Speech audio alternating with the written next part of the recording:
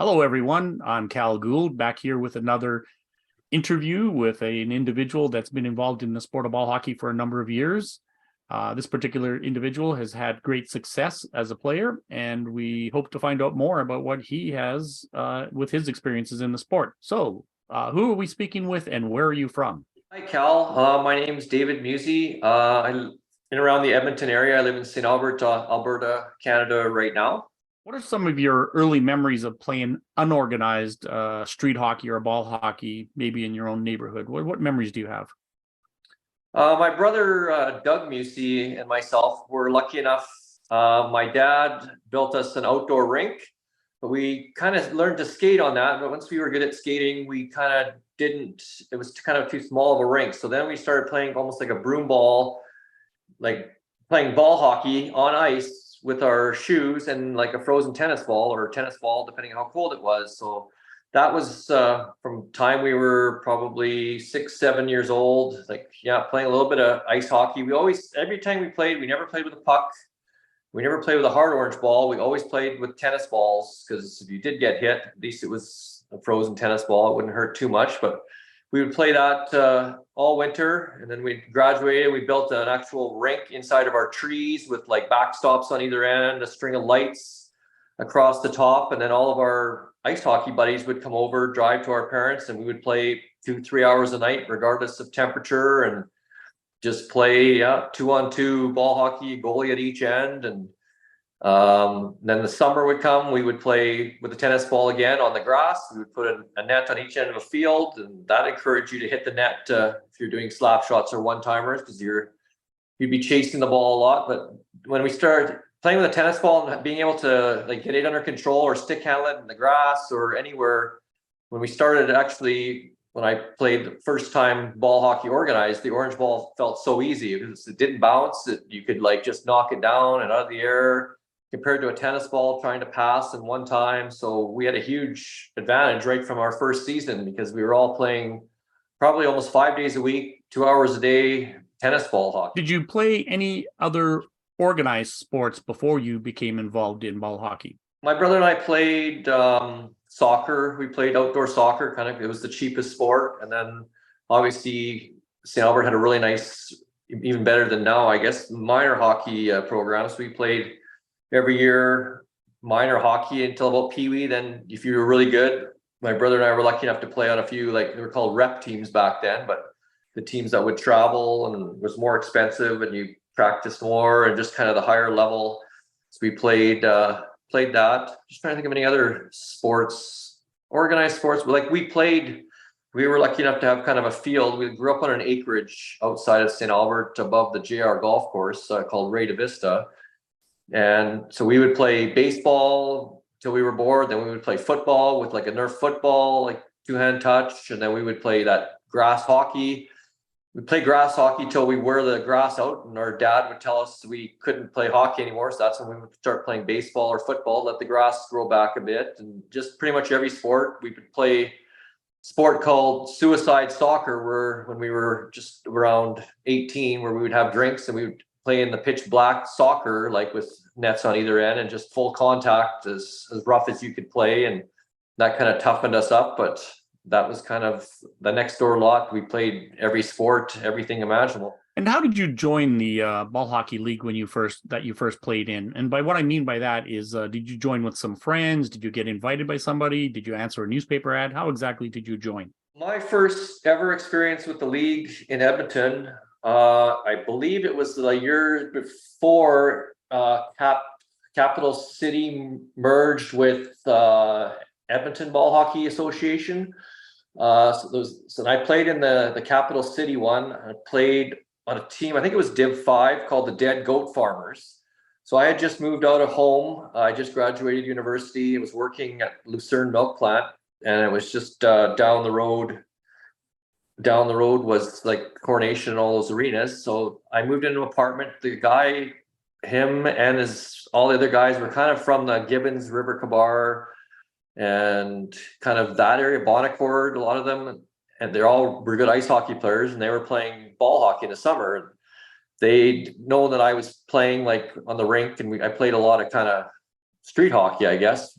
So they asked me to come out. So I borrowed one of their, I think he couldn't go to one game. So I went and played as a spare, and with his helmet, the gloves, and running shoes. That was, I think, all I wore. I don't know if I had a can that first game, and went and played Div 5 with the Dead Goat Farmers. And I think I scored 2 goals that game. And yeah, there was a couple of good players, but just how easy it was. Like they were all like, oh, it's so hard, so much running. But when we would play tennis court hockey, is out in the sun. So I was like, my conditioning and cardio was through the roof. Like, so I could play I'm used to playing the whole game doing that. So I didn't even want to go off. And then obviously playing with a tennis ball on cement and being able to knock that down and hand eye and pass and shoot. So I just found it very easy. So they said, well, you should come out again. You're like, you had a really good game, and that team we beat because of your goals. So I went out again, played a few more games with them, and every game it kind of got easier as they learned how to pass, and I learned who on their team could take a pass. And they were in dead last when I joined. I think that game I played was their first win of that year.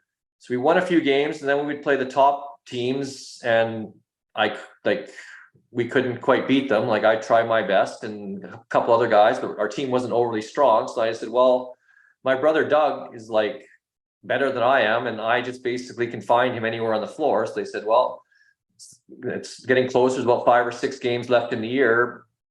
Bring him out, see if he likes it. So my brother Doug came out to play with this team again as a pickup, and we put the best kind of player, the centerman, Mike Gomes, I believe was his name, really good guy, put him between us, and he basically fed us and got the ball rolling. And so the last, I think I want to say 6 games of that year, I think we had to win them all to even get the 8th seed in that division to make the playoffs. So we did win every game. My brother scored 34 goals in those 6 games. Like he only played 6. So from the time he played, he averaged just over 5 goals a game in Div 5. So I had probably as many assists. And so we qualified for the playoffs as the last seed.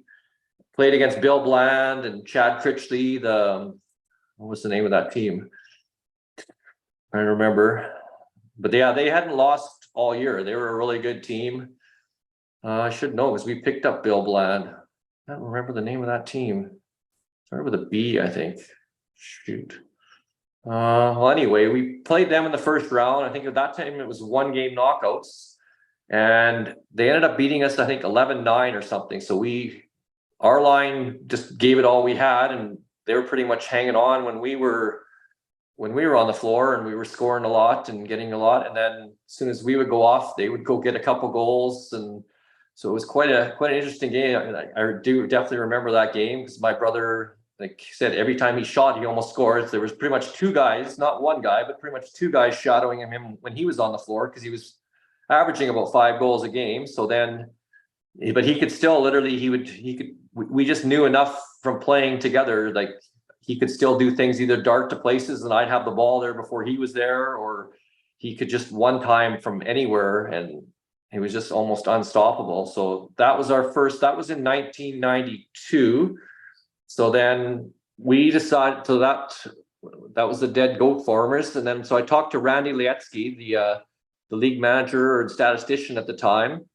And I think the leagues they merged, I believe in 93, became Ball Hockey Edmonton, I believe. I think that was the first name. And all the teams like Malcolm and McCarthy's, Playboys that were super teams. It was basically all the best Div 1 teams were playing in Edmonton Ball Hockey Association. And there wasn't much for Div 1 in the Cap City. So then all of a sudden there was all good teams in all divisions. And so our team was playing as a new team called the Snipers. We kind of came up with that name. And then we had to come up with a color. We were the last team to there was only 1 spot in the whole league. And usually new teams have to start in 5. But because Randy Lietsky knew my brother and I and just said, yeah, you guys should be okay to start in Div 4, even though like you're a new team. So we brought in all the guys we played tennis court, Kevin Gullickson, his brother Jeff, like the goalie that could play the ball still better than anybody that I've ever seen. So we started in Div 4 with basically 2 lines with our full team, and that was 93 in Div. And then so we went the whole season with 1 tie. We tied that Bill Bland and Chad's team, and that was our only tie. It was a 22-game season back then. we scored, I believe, 201 goals in 22 games, so almost 10 goals per game average. And my brother and I broke 100 points in our first full seasons. He had 112 on 66 goals, so he averaged exactly 3.0 goals per game over the 22 game season. And I had 30 goals and 73 assists for 103 points. So we won that division.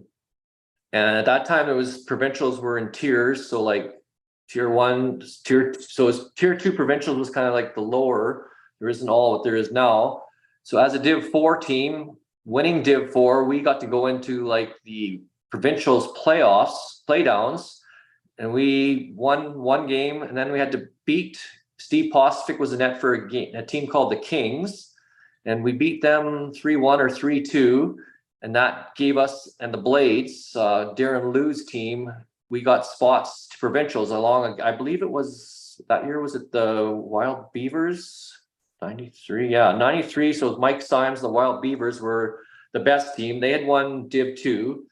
And then Darren Liu's team was, I believe, Div 3, and we were Div 4. We basically knocked off the Div 2 team, that Steve Postovic's team. Both of us and Darren Liu's team from the lower divisions had beat the Kings. So us three went to provincials in Calgary, and so our team did quite well. Our goalie finally was facing some really elite shooters, so we had some tougher games, but we actually made it to the semifinals and lost to the Wild Beavers in that game, and then I had to play in the bronze medal game, which we beat Lethbridge, I believe it was Lethbridge Boston Pizza 15-10 or something. It was a real shootout, but yeah, that was our first season in ball hockey Edmonton. When you first joined, what age were you, and were you the same age as some of the other players on the team, or was it a mixed group?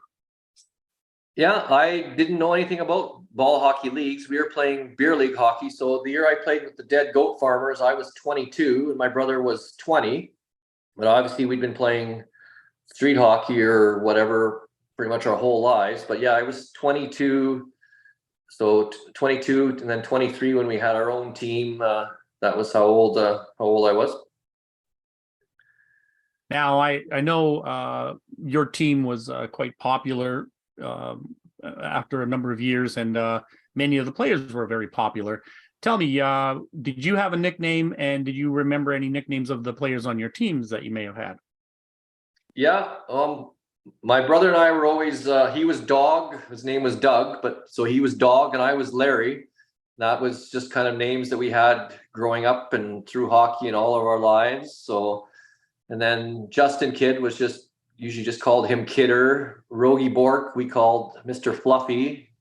None of these names will make sense, but they're all nicknames. And then there was the two Gullickson brothers. So there was Big Gully was the goalie, and he was the smaller of the two, but he was older, so he was big. And then his brother was like a bodybuilder almost. He was heavy in the gym, and his name was Little. And that was kind of our original snipers, and we're still as a group playing every Sunday in our 50s. We meet in the shed every Sunday and we play 2-on-2 ball hockey still to this day. That reminds me of the Mahovlich brothers, Pete Mahovlich and his brother Frank Mahovlich. The thing is Frank Mahovlich was the older brother, and Pete Mahovlich was the younger brother. So they called him Big, and they called Little Pete Mahovlich. Although Pete Mahovlich was clearly taller than Frank, exactly. He was 6'6". So yeah, names that's very much the same. Yeah, nicknames don't make sense, do they? Now, when we talk about the teams that you've been involved in, we know the first team you mentioned, and then the next team that you mentioned. Tell me some of the other teams that you were involved in throughout the years. Snipers were quite a good team. Like we only got to play the 1 year in Div 4, and then played the next year. We got moved all the way up to Div 2. We won Div 2 provincials and finished second at Westerns, and then got moved up to 1. And that was very much a learning experience. The Wild Beavers were there for 1 year, so we were decently close to them. But at that time, there was Playboys, West Stars, I think Bulldogs. Just like in the West Stars and Playboys, both had national caliber rosters, so they were both teams a lot of times were going to nationals, like 95 and in Edmonton. They were both supposed to be there. So very tough teams, and ball hockey was much different in Div 1 as it was compared to the lower divisions. So, but we got better, and then as they got older, we became the Div 1 team that kind of dominated us. And the Fat Boys came up kind of 1 year behind us, played many years, kind of same age as us, like Greg Hamilton and Jameson, Boyson, a lot of those Boomer, Mike Arndt, and those guys. We're still friends with a lot of them to this day. We're all kind of the same age, and a lot of us still playing with our sons and stuff. So Snipers, I think when we started going to nationals, 96, my brother and I got picked up by the Playboys, Malcolm Stinson and McCarthy and those guys, to go to Montreal. So we went there as pickups and played in that. We won silver medals, lost in the final at that one to the Midnight Express.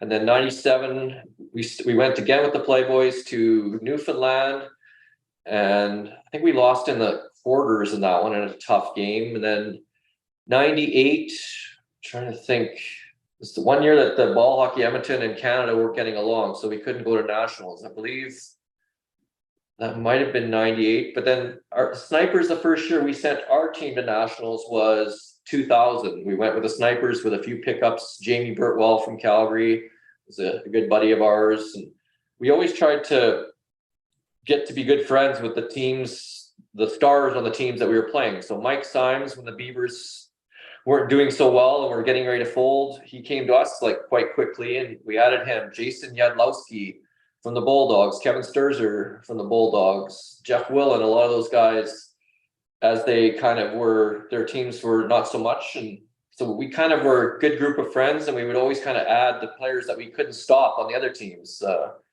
play in our team. And then even when the Playboys, Malcolm was still playing, Doug McCarthy, Jeff Stumer, Randy Kinsella, we got a whole massive amount of experience and good guys from that. And that we went back-to-back bronzes at nationals. Once we got those guys, we just couldn't quite beat the Midnight Expresses or the Red Light. We beat Red Light. They won 6 nationals in a row, and the Snipers the only team to beat them in that 6. We beat them in round robin games, never could beat them when it mattered, but we were the only team to even get 2 wins against them when they were in their heyday with, what's his name from Vancouver, the really good ice hockey player. I'm trying to remember his name. Yeah, he played in the NHL with the Vancouver Canucks, but his name escapes me now. Very kind of a little bit of a rat in the NHL, and had some dirty and rough games with him, but those teams were unreal how good they were. So then, yeah, so the Snipers, basically the question was what teams after. The Snipers, our last nationals, I believe, was 2010, I want to say, in Calgary. We basically stayed together just because we finally got a nationals in Alberta. Was it 20? No, it must have been earlier than that. Around 205, maybe, would have been the last full Snipers. And then, so a few of us, Jason Cormier, myself, a few of the other Snipers that really still wanted to play, we joined the Rock, which was Ian Paulson's team. And he had Tim Barlow in net, and Sagatti brothers, and the big defenseman out of BC. I can't remember his name now, but yeah, so they had kind of the best team, and then there was a Penguins team coming up of guys. So I played on the Rock for a number of years, and then my brother came out of retirement and played with the Nighthawks with Art Belrose, and they all were bugging me to go and play with my brother. But the Rock was so much better, and they were in Div 2. I said, well, if you guys get to Div 1, I'll go play with you guys. So they won finally the Div 2. I don't think they won provincials, but they won Div 2, came up, and I said, okay. Then I left the Rock and went and played with my brother a couple years. And we got to a provincial final. We never won. We lost to Calgary by like 1 goal. It was Dampy Brar and those guys when they were in their heyday. So we had a really tough match against them. And the Jets with all Priestner and all the Go Auto guys brought out some Oilers. Theo Peckham we played against, and a bunch of ringers that they had brought out. We were able to beat them, but we couldn't beat Calgary. So played on the Rock, and then started my business. I own the Chop Leaf restaurant in Spruce Grove. So the first year of that, I don't think I played at all. And then I wasn't really sure what my schedule or kind of taking time off, whether I could play. So I went and played with Keith Ryder. He had a lower division team, Vintage UK Nats, I believe they were called. So it was Pookie, can't remember Pookie's first name, Jordan Pookie and a few guys, and a few of my sniper buddies, Craig Baba, Jeff Gullickson were playing there. So I went out and played with them, and it was such a low div that pretty much I could step in right away. And we dominated and kind of put up a whole bunch of records in that league. I think it was like Div 9 at the time. So then said, okay, there's still a little bit in the tank and I still want to play. So then we started like a snipers kind of an older snipers team, and so played on that for a few years, and then played with Wayne Curtin on his team called the E3s or the Minions. And I played on so many teams at like different facilities, 4-on-4 at the old airport hangar. I can't remember the name of the arena, but Craig Thiessen and Westmount Fitness Center, some teams there. So Chrome Crush. I have jerseys from probably 3 boxes of jerseys of teams I played on over the years. And what would be the last team? So yeah, the Snipers came back again, a father-son team a couple years ago, kind of before COVID. So I played with my son Nolan and a few others like Jeff and his son, Jeff Jr. or Jay Gullickson were playing. And so yeah, that's pretty much the teams that kind of come to mind. Since you were involved in the sport for so long, in comparison to other organized sports that you have played, what was your impression of the ball hockey organizations that you've been involved in? The Edmonton League was really good when it first started out. Then it kind of, I don't know, it was butting heads a lot with Canada about the time we wanted to go to nationals. And then they weren't wanting to pay insurance dues, or I don't want to really get into too much the politics or what had happened, but I basically joined the Canadian board as an Alberta, I guess, liaison to the president, just because information wasn't getting through, and I was the team rep of the Snipers, and our team was dying to go to nationals, but our league wasn't paying like full insurance dues to Canada, so our league wasn't recognized. So we were wanting to go, and our league just said, well, why do we have to send all this money to Canada? We can get our own insurance just so you guys can go. So actually the 1998, I believe, August 98, we weren't able to go. Our league wouldn't. We were ready to pay. We said we'll pay whatever Canada wants, but they basically both sides played hardball, and our team was the one that suffered. So then we ended up going to NHL Breakout in Edmonton at the Edmonton Municipal Airport. So we were all pissed off. So we went there, smoked through that tournament with basically our national team, and then we took that team down to Florida to Tampa Busch Gardens. And it was basically a 4-on-4 tournament with, everybody we would have taken to nationals. And we ended up winning that tournament. The ball hockey portion, went undefeated. So we didn't get to go to nationals. And the money we would have spent going that year, we basically went to Florida, and my dad flew down with us. And so, we kind of dominated a lot of the teams that were down there. There were some good teams, but we had kind of a super team. So it was kind of very ticked off at that point. And then after that, things just kind of, I guess both sides just said, the only ones that suffered out of this, neither side won anything. The Snipers were the only ones that suffered. So then every year after that, the leagues kind of seemed to get their acts together and things. I think I was one more year as a liaison between the president and kind of our league, and just to make sure all sides were talking, and just to make sure that the Div 1 had a voice, because at that point there wasn't really much of a voice. So that worked out. That worked out well. I think I served 1 year on Alberta board, I think as just as an executive on the ball hockey Edmonton. And then I was fortunate enough, McCarthy and Polson, Doug McCarthy and Ian Polson were able to get me my name as being a really good 40 and over ball hockey player. So then I got to be a part of the Team Canada national team. So it doesn't really matter what level, be it junior, men's, women. In our case, it was the masters. It's very top notch. You pay a ton of money. They send coaches, like GM, trainers, massage therapy, doctor. And it's kind of my first experience of doing anything like that. So we went my first time, that was 2010 that I turned 40. So that was in Bratislava, Slovakia. We went down there, won the silver. We lost to Slovaks in the final. And it was an every 2 years tournament. So 2 years after that, we went to just outside Prague, Czech Republic. I think it was Pilsen was the city. Most of the same team, but we added a few more kind of better players throughout the country. Being in Czech, the Slovaks and Czechs both had unreal teams for seniors there. So we lost in the semis, but we ended up winning the bronze, beating a team there, I think with the Czech second team in the bronze medal game. And then after that, another 2 years later, so 2014, it was in Florida, Tampa, and I can't remember if Ian wasn't there, but Doug McCarthy and I went, and a few other guys, like Sam Donahue, Jason Cormier. I think his first chance, he just turned 40. I got to play with Cormier. We were lines 1 or 2, like there was 2 really good lines, and I was on one of them with Cormier, and we ended up beating another team from Canada, the Wolfpack. It's basically a club team out of Ontario. We beat them in the final. They had been up there, both teams, us were undefeated. 2 Canada teams met in the final in Florida, and we were able to beat them and win the World Championship that year.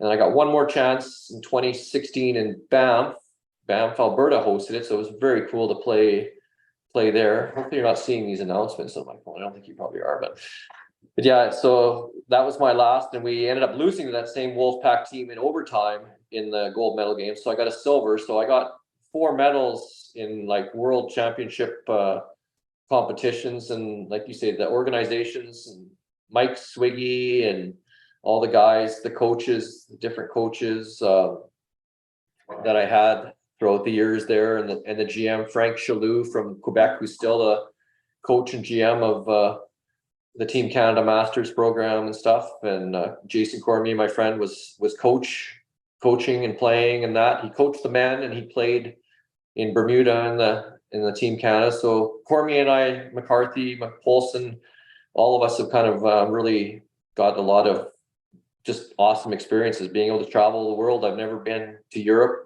except for the 2 times for ball hockey. So, and great organizations, great group of people, met a lot of friends, still friends with a lot of those guys, Sandro Morello and guys out of Quebec that were just unreal, still into their 40s. It was just a great experience. You played obviously a long time as a player. Were you involved in the sport in any other capacity, such as a referee, coach, manager, executive?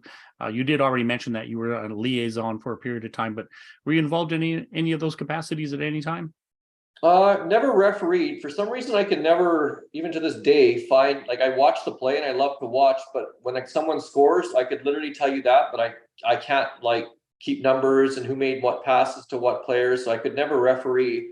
I would not be able to keep the stats or anything, and never really had the desire to be a referee. But yeah, served on the board. We helped a lot of times when Alberta or Edmonton was hosting. My parents would both help Steve and Jeff Romaine and them at the desk, and Gabe Nader, and would help them kind of stuff they need to do, or even just little things like bringing them food when they were there. Bring them fresh raspberries or some food from our restaurant just as a thank you for all the time they were putting in.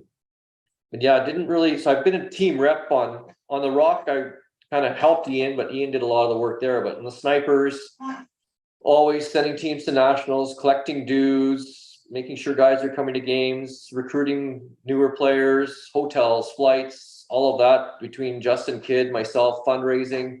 Was basically a year-round job when you were going to nationals, because you'd try to get, the only player we ever picked up from Calgary was pretty much Jamie Burtwell, who was an awesome player, but trying to get all the guys from Edmonton and get guys to commit, get the time off, have the money.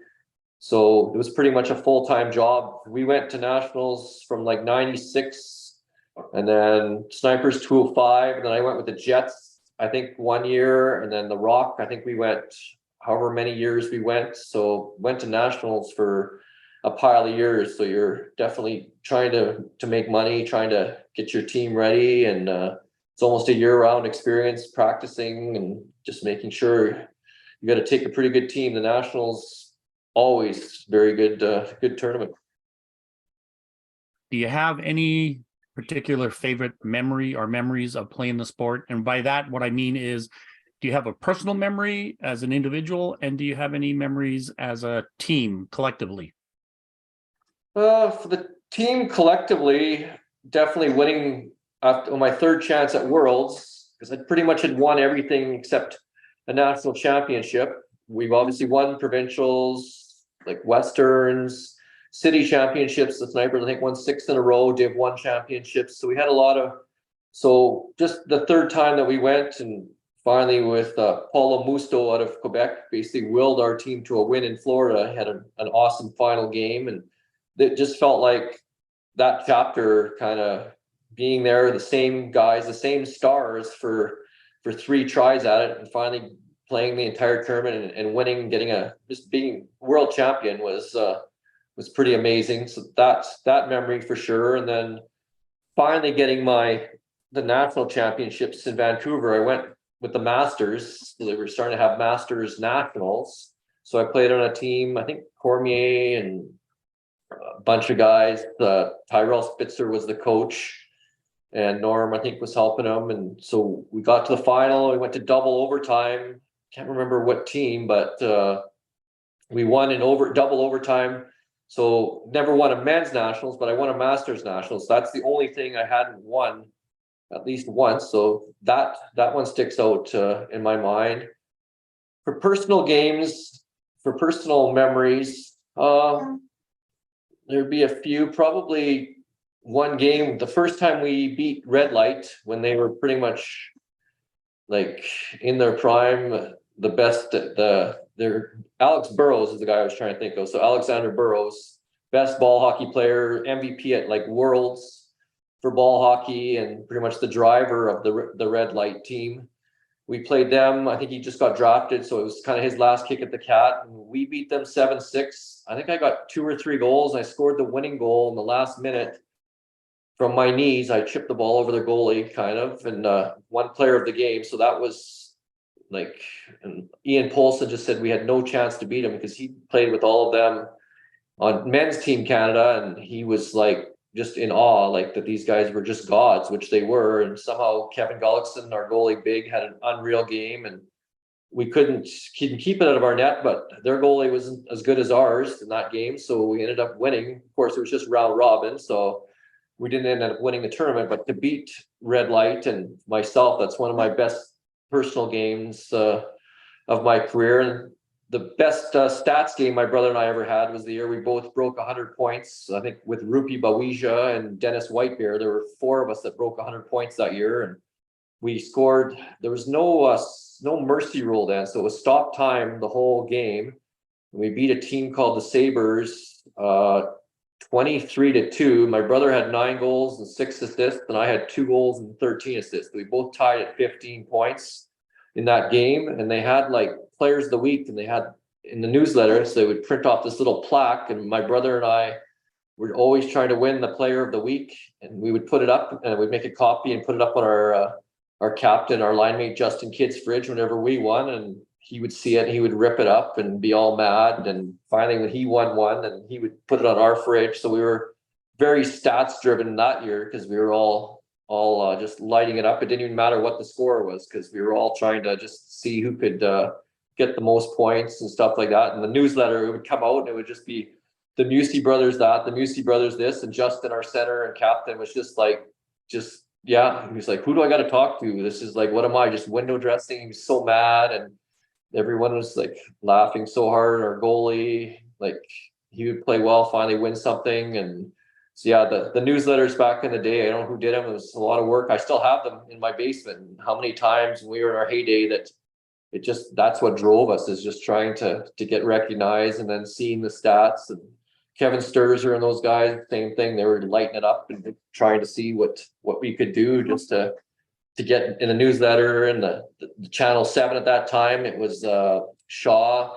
Posovic was, I believe, he was televising 1 game a week in the All-Star games. So we wanted to play in that, so we get you on TV playing ball hockey, which was Kevin Federici and Jeff Romaine would commentate, and they'd have all your stats. It was really well done. And when we won our Div 2 provincials, was kind of like the last time they did it. We still have that game and all all the stats, and we beat Calgary 9-1, and because just the game was televised. That was why everybody in our team wanted to have a good game, and they knew it would be on TV, and we'd all record it, and we'd have it for the rest of our lives. Are you still involved in ball hockey? And if so, how long would you expect to be involved? Yeah, COVID hit, and then kind of didn't really do much, and almost lost all of my conditioning and lost the ability to play. I started trying to play, and everything just had gotten tight, my hamstrings, but I never really had that problem my whole life. I'd always been able, because I'm very skinny, so my ankles, everything had always been good, but not doing anything for the length of COVID till we finally started playing, and I started just running, thinking like nothing would happen, and I really screwed up a lot of things. So I went to a Masters Nationals in Calgary. Would have been right after COVID, I think, just the very tail end, the first time they had a tournament, and tried running there, and just everything, I couldn't even play. I was basically went down there for nothing. My son Nolan, him and I helped Justin Kidd coach the Nighthawks in Div 1. That was pretty much all I did down there. So then I had to rehab for probably about 9 months, like dry needling, everything, strengthen the muscles back up, like basically heal everything and then start building up from scratch. But my son Nolan, who's now like 20, 21, he's turning pretty soon.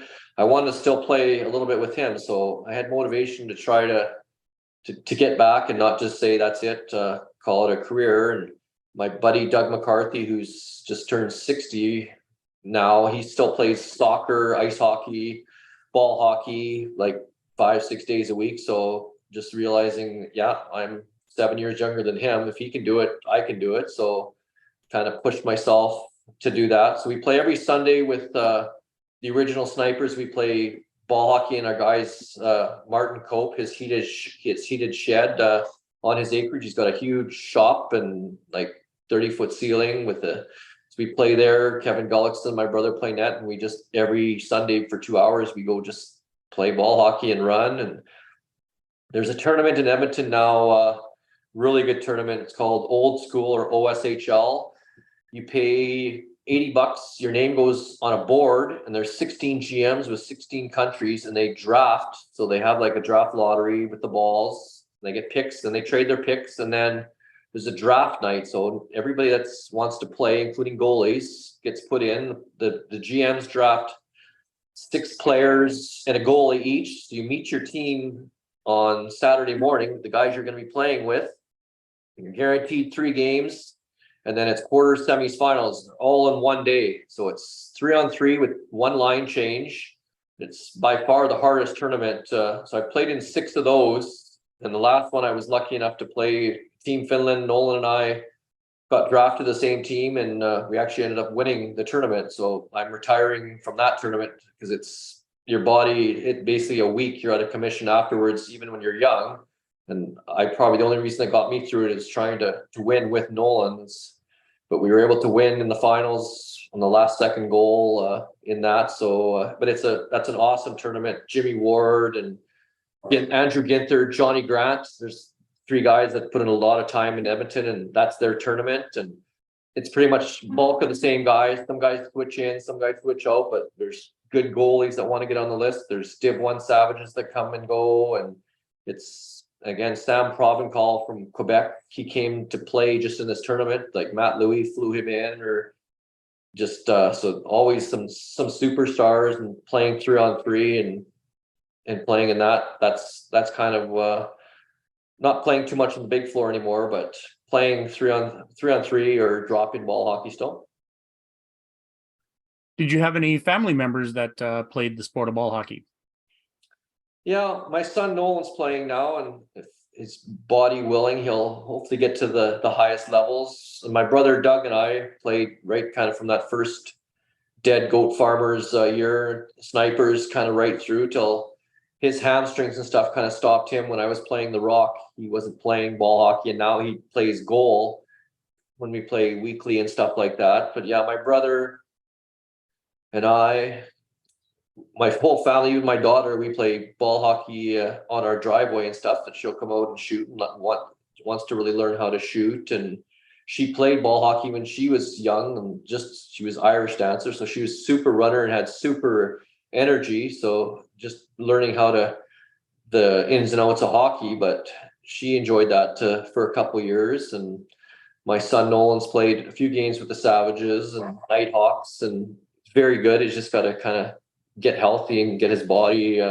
continue to try to build strength. But it's just basically my lifelong friends, guys I played age 6 or 7, like Justin Kidd, the Gullickson brothers, Jeff and Kevin Sturzer, like all these guys we've known right through. Greg Hamilton.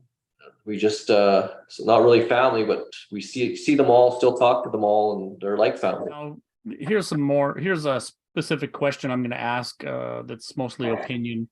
What do you feel has made the greatest impact on the growth of the sport? You said what or who?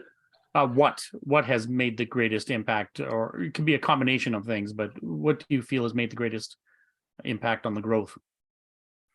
So ball hockey, it's kind of fallen off lately in Edmonton, but it had a really good junior program. So, excuse me. So the guys would start off like my son Nolan, and then it was a good transition, and a lot of the good players would right away kind of go to a men's league team. So it was a really good feeder program. Ball hockey's always been good because ice hockey got priced into the stupid levels. We were playing beer league hockey and just wanted to play hockey, but ball hockey, when we started playing, was probably about a quarter of the price for a season. And it didn't matter, like you didn't have, the rink would be bad or far. It was played out of the arenas in Edmonton, and we enjoyed street hockey kind of more than we did ice hockey. So be able to play ball hockey inside year round was really good. So the price of ice hockey is one of the main reasons in Edmonton why ball hockey is so popular. It's gone up a ton since then, but it's still cheaper than relative to beer league ice hockey. And just there's a little bit more respect, whereas in beer league nobody really knows anybody, and there's so many idiots on all the teams. In ball hockey, it's kind of a smaller community. There's the lower divs are almost worse. The higher divs, you play really hard, but there's kind of more of a respect where guys know each other, have to work. And as you're playing year after year against the Fat Boys or Playboys, West Stars, Bulldogs, any of those teams, you play hard against them, but you'll all go upstairs and have a beer and chat after. And if they're going to nationals, they'll take your best players. And if you're going to nationals, their best players that are able to go will go with you. And it's just really the higher levels, and being able to go to worlds and nationals and all those type of championships. Like, it's not just a kind of a rec league. You can really play a lot of different levels, and your talent's pretty much the only limit. There's all the way up to playing for your country, which is an amazing, whether it's ball hockey, ice hockey, is pretty much the best experience you can have. What advice would you give to someone that wants to play the sport of ball hockey? What advice would you give them? Definitely would say just make sure you're always working on your cardio. The best players and teams are those that don't get tired at the end of a shift, are still able to go. My young cousin, he's playing his first year coming up, and he's kind of been playing ice hockey, and just tell him, like, yeah, make sure you're able to, you kind of don't run too much, run smart, especially as you get older. You learn to run smart. I had 2 games today, 2-hour stretch back to back. And anytime you have a chance, you're always going to have your best chances when the other team's kind of tired. So either you have a good change and they're tired. It's way more than ice hockey because you can glide. Ball hockey, there's no gliding. So you've got to make sure you play, like, you run smart. You can't have all 5 guys in, because it's not like ice hockey. You can't all 5 get back. So it's just and that's why we liked it, because when you have space, you have space. There's ice hockey, it kind of, things can change more and things can move around more. But ball hockey, my brother's open or whatever, I know he's going to be open for a few seconds, just a matter of me finding the right time. You have more time to make good plays. You have to learn how to make good flat passes, being able to knock the ball out of the air, good hand-eye, work on your skills of that, I would say, with an extra bouncy ball like we had to do. And that way, when you go the orange ball, it'll seem easier. But just being able to make good passes and knock passes down and knock balls out of the air, would be what I'd say the skills that you need the most. Is there a person, if they were here right now, that you would want to personally thank for getting you involved in the sport of ball hockey? Yeah, Randy Letsky was super. He was very supportive of our team right all throughout the years until he kind of was stopped. He was kind of the caretaker of Coronation Arena, I believe, or anyway, he was in the office at Coronation all the time up top, and he was the statistician, and we'd always talk with him after games, and then if he was the one that had any input in the newsletters, we were always trying to campaign to him to try to get our names in there, or just remind him of how many points we had in that game or something like that. Like, he was a super nice guy. Obviously, Steve Posovic was a big part of. He was president of Canada for a while, and then of Edmonton and Alberta, put in a lot of volunteer and a lot of their time. The whole Romaine family and Jeff Romaine, Cynthia, and yeah, just a lot of the refs like Jeff Michaud and Spicer, the ref that would go with us to nationals, just kind of helping us each step of the way. And even people like Malcolm Stinson, Doug McCarthy, like getting them and just the experience. We were just street hockey guys, and everybody kind of taught us the nuances of ball hockey, and we learned from some of the best players. Like the West Stars and the Playboys were unreal and good to us to kind of teach us the ways. Sport, as we've already mentioned, has gone to international levels in multiple levels of play: women's, men's, junior, and masters level.